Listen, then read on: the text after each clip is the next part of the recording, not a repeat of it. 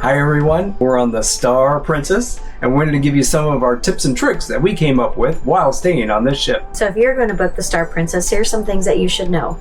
Number one is you're each allowed one bottle of wine or champagne, or we noticed that somebody was bringing on a 12-pack of soda, so if you're a soda drinker, it looks like you could bring on a 12-pack of soda as well. And they have a brief fridge in your room, so whatever you bring on, you can keep cold. The next thing you need to know is that you need to book your specialty restaurants as soon as they become available.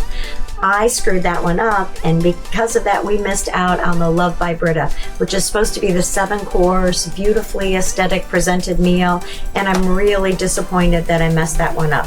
So don't make the mistake I made and book your specialty restaurants as soon as they become available.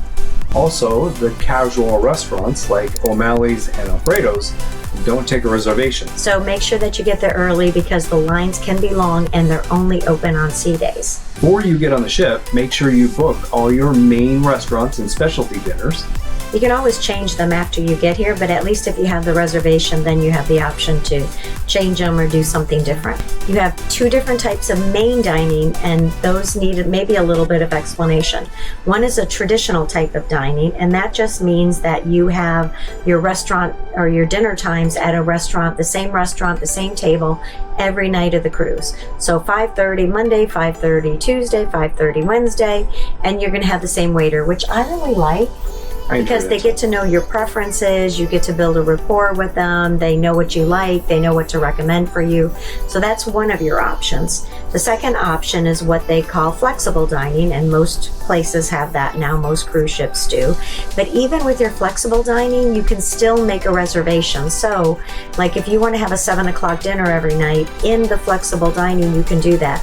Now, we did book our dinners at 7 o'clock every night, but then there was one night where we're like, you know what, let's just go to dinner early. We can go to the show early. We want to do something at 9:30, and that way we had the flexibility to do it. So the flexible dining has 2 lines. One is you've got a reservation time, and the other is you're just a walk-in.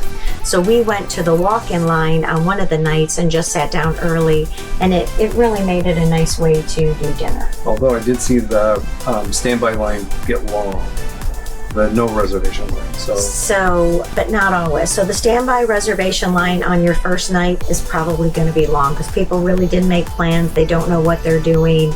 So the standby line on the flexible dining on the first night can be really long. Just be aware of that. On the Star Princess, the shows, you don't need to make a reservation like some other cruise ships, but definitely be there 15 to 30 minutes before the show starts so you get a good seat. And we think that the number one tip for the Star Princess, and maybe any princess ship, is to actually book their premier package. If you drink at all, and we don't drink a lot, but if you have any drinks at all, then the premier package is honestly the best deal going at sea. So for $70 a day, we were able to get all premium drinks for $20 and below. We were able to get all of our specialty coffees, and we do one or 2 a day. That we do. So I mean, that probably saved us $10-20 a day right there. You get bottled water, which I just think is so weird, but a lot of the cruise ships charge you for your bottled water. You also get reserved seating at the shows, which is important, so you don't have to show up 30 minutes before. You can get there 10 minutes before and still have a seat. That's a decent seat.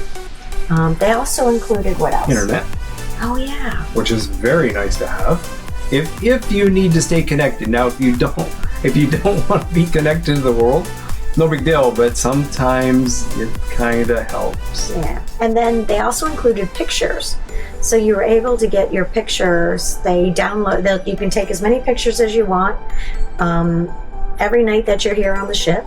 And then you can download them for free, and they'll even give you a few free prints, which I thought was really nice. And you get free room service, so they'll bring you breakfast if you want as part of this thing. And so I think Princess did a great job with the premier package of like stacking on the value of different things that you get. And for $70 a day, I mean, we've been on Royal Caribbean where the drink packages are $90 a day. just And for that's drinks. just for drinks. So I Which think, is never worth it for us because we just don't drink enough. oh, I also forgot. They also give you 2 free specialty dinners included with that $70 a day. And that's important. Honestly, the value is crazy. The specialty restaurants are over the top. The Love by Brita, the one I didn't get in, is also included in that. So if you don't like specialty dining, that's okay, because their main restaurant food here on the Star Princess was actually probably one of the best main restaurants that we've ever been on. If you don't drink coffee and you just have black coffee, then maybe you don't need it. If you just want to pay for your pictures, which aren't expensive, 10, 20 bucks, then that's okay too, right? So that would be my number 1 tip, is to get the Premier Princess package.